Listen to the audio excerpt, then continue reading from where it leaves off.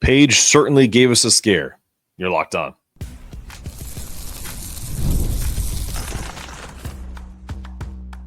You are Locked On UConn, your daily podcast on the UConn Huskies, part of the Locked On Podcast Network, your team every day.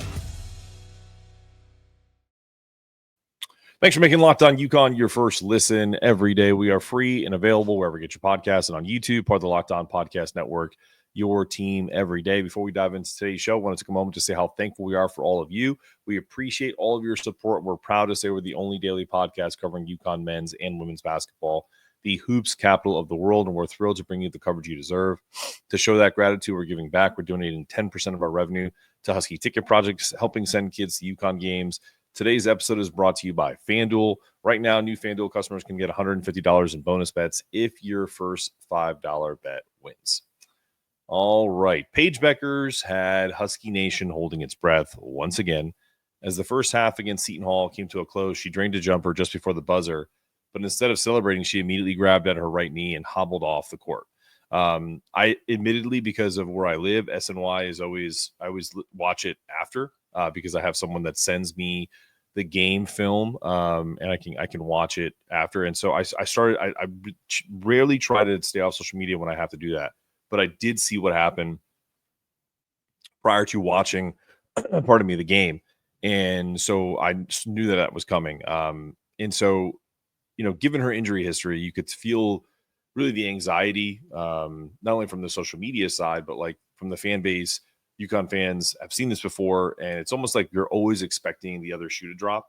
And it's typically never good news when it's like non-contact and someone kind of hobbles off or jumps off the court like she did. Then 7 seconds into the third quarter, Paige sent a clear message. I'm fine. She pulled up from mid-range, buried the shot, and kept running back on defense like nothing had happened. Like she didn't just, give everybody in Husky Nation a minor heart attack. It was a relief, but it was also a moment that solidified her place in UConn history. With that bucket, Paige officially passed Diana Taurasi for 9th place on UConn's all-time scoring list, 2,166 career points. Diana, the gold standard of UConn, and the greatness that is UConn basketball, now sits behind Paige, with Carrie Bascom just ahead of her at number 8 with 2,177 points. After the game, Geno put into words what makes Paige Bueckers special. She draws a lot of attention to herself, which is good, and obviously she could go out there and try to get 25 shots every night if she wanted to be that way, but she doesn't. Every time she does force the action, every time she is coming down the floor, she's one of the few players out there that you see her head's always up, and she sees everything that's going on. So the more aggressive she is, I think the better our team is. And he's right. When Paige is locked in, this team is on a different level, whether she's facilitating like she did against South Carolina when it was clear that they were not going to allow Paige to be the scoring threat, or when she's kind of better than everybody like she is when she's playing in the Big East and has that ability to essentially dominate a game, have 23 points, 9 rebounds, and 5 assists. The thing about Paige is like and we'll get into Geno's frustration with the team's effort here in the next segment, but this is a game where this team did not kind of show the same intensity, the same effort that they showed against South Carolina. And I say that because I feel like it's hard to do. I'm gonna give you guys an analogy, and I know you guys are gonna think I'm crazy because it's not the same sport, but it's the same mentality. I've taught hundreds, if not thousands, of people in the game of tennis, and I've also coached basketball. But tennis was my expertise as an athlete, and so because I played at an elite level, when you're a coach, people tend, just like in sports and anything else, they tend to listen to you. There's a reason why almost everybody on NFL Live or NBA Countdown has played the sport or coached it. And guys like me are more of the hosts, and they don't really give their take on the games unless it's just an opinion versus kind of like a perspective. But what I can tell you from coaching kids and kind of these high school level to college level players, there's a mentality in every sport. It's very rare that you have a very mature player that says, I'm going to beat everybody no matter how good or bad they are. And I'm going to give the same kind of level of intensity or effort every single time. It takes an emotionally strong, emotionally intelligent person to not have those letdowns, because in the game of tennis, like think about it from the perspective of if you're a big time player and you're playing a person that you don't feel belongs on the same court as you, you can start to have that mentality about a lot of things. And I truly believe, and people will get on me on this and say, this team is making money now and they need to lock in and be more professional. And that's true. But it's hard to change human nature. It's in our nature to not take things seriously that are just not serious threats. Seton Hall is not a serious threat to UConn. South Carolina is. One could argue that the Tennessee game had the same amount of energy and effort as the Seton Hall game did yesterday. So maybe that's where my argument kind of falls on his face. But I do understand coming off of a huge win, and then you're going to win this game. I mean, think about it. They didn't even give their best effort, and they won by almost like 50 points, right? 91-49, 42-point game. So that's what's so infuriating about this team. And also it's what's infuriating about kind of what they have to deal with. They should be in a better conference. And you know what? Maybe they stay in the Big East forever, but it's going to continue to be that kind of like back and forth battle with players. They show up for one game, they don't for another, and that's going to be a big part of Geno's consistent effort to try to get this team to play on that level that they put against South Carolina. But back to Paige, she's a special player. Whether she's scoring, controlling the tempo, making plays for others. In a game where Azzi's been carrying them offensively. Azzi only had 7 points on 7 shots. Was 0-2 from 3, kind of an off night for her. Caitlin Chen kind of picked up the slack as the second leading scorer with 15 points. The big contribution off the bench was Aubrey Griffin with 15 points in 18 minutes. I think that's more of just like a confidence boost, because I don't expect Aubrey to have these kind of offensive explosions against some of the better teams, because she's athletic and she's really good, but her agility and her explosiveness has dropped considering her injury history. But she played great. Ashlyn Shade continued her hot shooting, 2 of 3 from 3, had 14 points, 5 rebounds. She was great against South Carolina as well. And then Sarah with kind of like a workman's like effort, 10 points and 5 rebounds, a couple blocks, a couple steals. Efficient, didn't need to play that much. But again, this team continues to just play mediocre competition and blow them out. It's Geno's job to continue to push them to see if they can get to the level that they were at against South Carolina consistently. All right, let's talk about that. We're going to take a break, and we're going to talk about Geno's frustration with inconsistent play, and UConn rising to number 5 in the AP poll, just ahead of South Carolina at 6. Coming up after this. Off, the action is just getting started, and there's no better place to get in on it than FanDuel, America's #1 sportsbook. With FanDuel, you can place live bets throughout the game. Even if you miss the opening tip or want to bet on a fourth quarter comeback, you can stay in the action. If you're looking for a bigger payout, you can even combine your live bets into a same game parlay for even bigger wins. I love using FanDuel's live betting feature because it keeps every moment of the game exciting.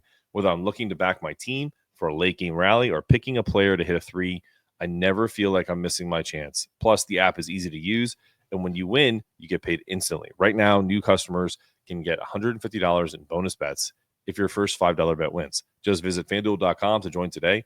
That's FanDuel.com for your shot at $150 in bonus bets. Make every moment more with FanDuel, the official sportsbook betting partner of the NBA.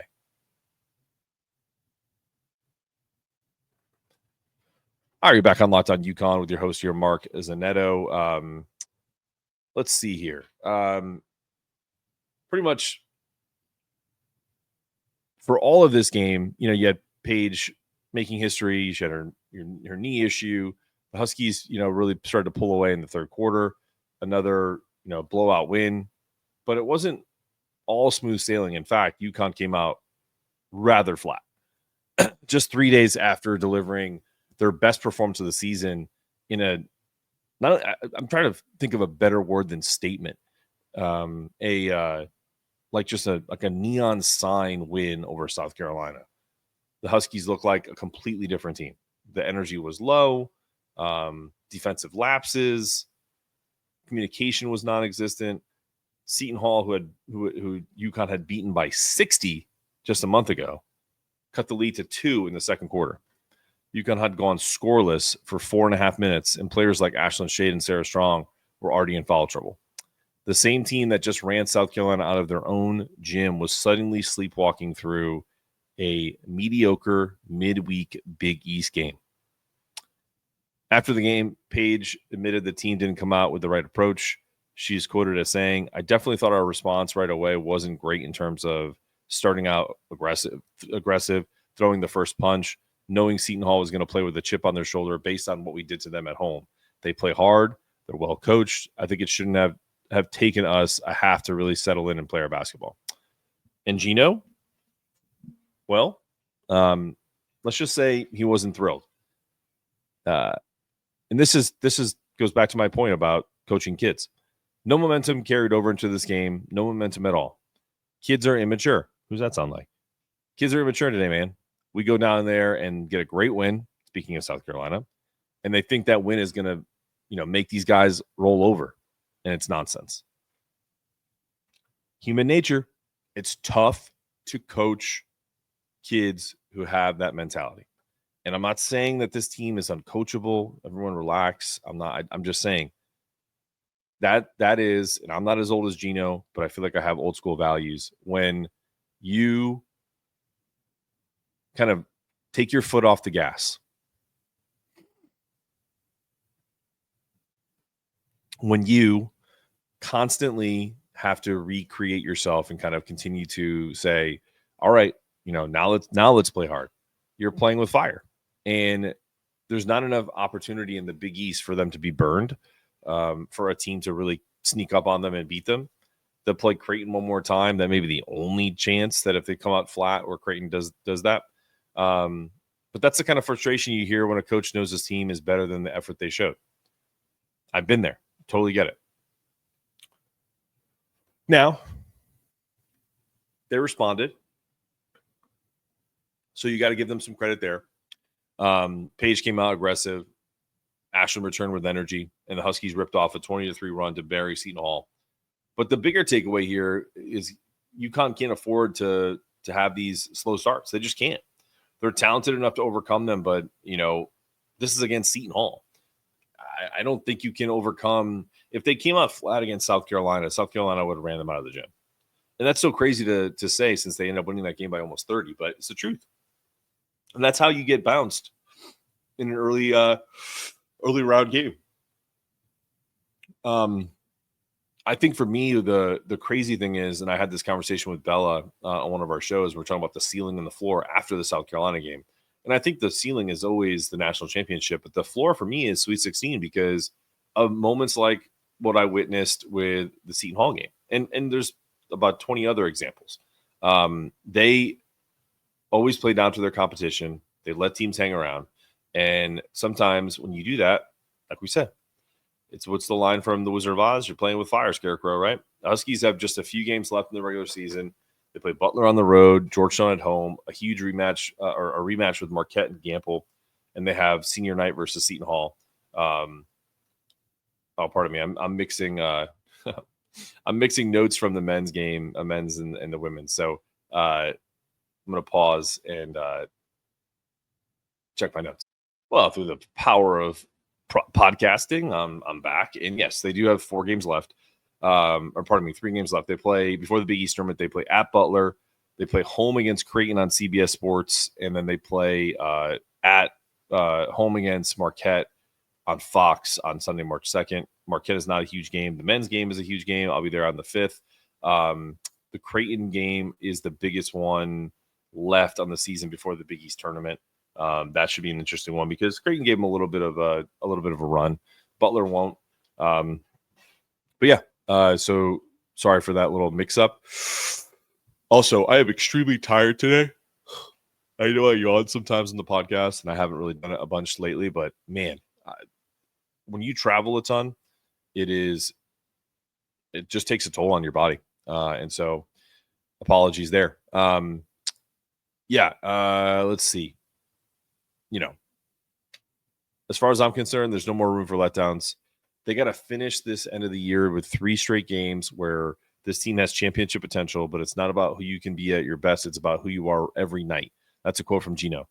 The Huskies still have time to put it all together, but if they want to be cutting down nets in March or at least getting to Final Four, getting to Tampa so we can go there and cover them, games like this need to be a wake-up call and not just continue to be kind of the norm. Bad habits breed, bad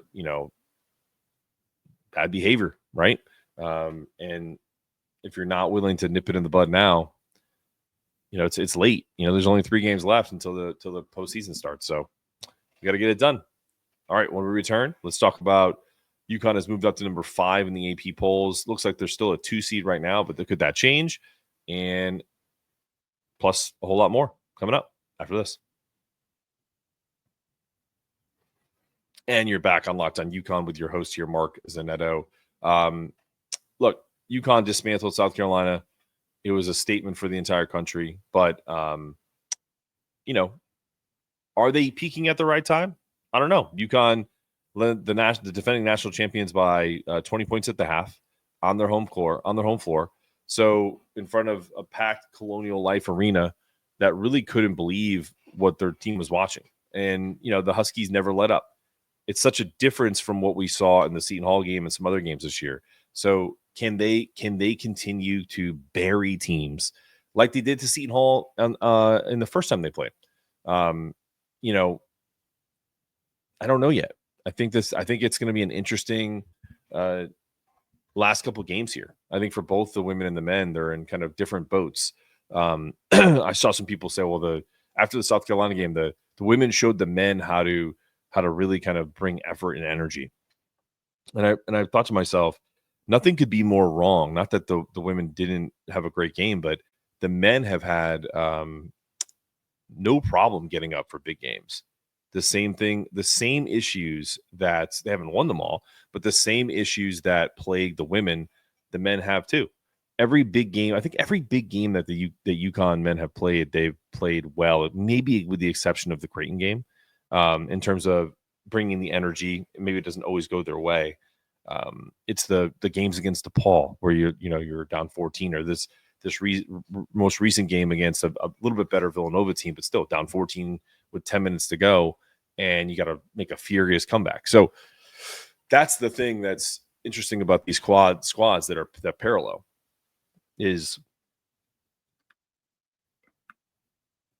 the women have an easier Big East schedule or path because the conference isn't as good, but man, they just don't come out firing like they do against the South Carolina, because the women were beating everybody that they should, even though they were walking through things, and they were still kind of sleepwalking against the Tennessees and the Notre Dames, and they got down big against USC and had to make a comeback. So it's been an odd year in the basketball capital of the world. So obviously AZ had a breakout in that game. Prior to the Seton Hall game, had 34 against St. John's, 17 in a single quarter versus Providence, and 28 against South Carolina. Again, when she is the sniper, when she is the scorer, she takes UConn to another planet of how good they can be.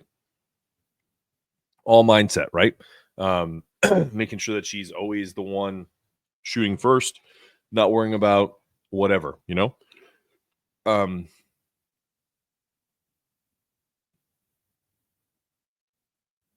UConn climbed in the polls. They got to number 5 in the AP. Let's see where they are right now in terms of some bracketology. They usually update pretty frequently. Let's see, as of it was 2 days ago, it should be updated because of, let's see, my computer's being so slow. Big shock after wanting to check things out, right? All right, let's check this out. It's starting to load here. So obviously, top overall seed is UCLA. We have Texas as a 1. The way that the women's bracketology works is like you have the top overall seed is in Region 1. Region 2 is the Birmingham region. They have Notre Dame, even though they're number 1 in the country, is the in Region 3. And that's now we're back into that. UConn's in the third, so the second best 2 seed is basically what that means, right? Or third best, I guess. So you have USC as a 2 seed. That's so wild to me that USC is a 2 seed. I wonder why. This is as of 2/18. So yeah, I'm curious. I'm always baffled by sometimes the seeding, because USC just beat UCLA. You'd think that they would kind of sneak in as a 1 seed there, but then I guess who do you take out? Texas? Do you take out someone else on that list? Do you take out, because Texas just beat South Carolina, but then they just lost to UConn. Maybe South Carolina is South Carolina is on the 4 line of the 1 seed. So if USC is next up, or it looks like LSU is in this scenario, so we'll see. I'm curious. I'd love to talk to a bracketologist on the women's side and kind of get an idea of what the deal is. Maybe we'll have to do that. So I do think if UConn continues to win out and some of these other teams slip, there's a possibility that they get a 1 seed. They obviously play 3 games left before the Big East tournament. Had some really great highs, like obviously the South Carolina win, slow starts against some of the better teams and even some of the worst teams. But if the Huskies play like they did against South Carolina, they can beat anyone in the country. The question is always going to remain, can they keep this up through March? And we're going to find out very soon. All right. This has been another episode of Locked on UConn. I'm your host, Mark Zanetto, asking you to stay locked in, stay connected, make sure you are following us on all of our social media and engaging with us online. And remember, it's not about getting it done. It's about doing it in a way that it can't be done any better. That's our show for today. As always, go UConn.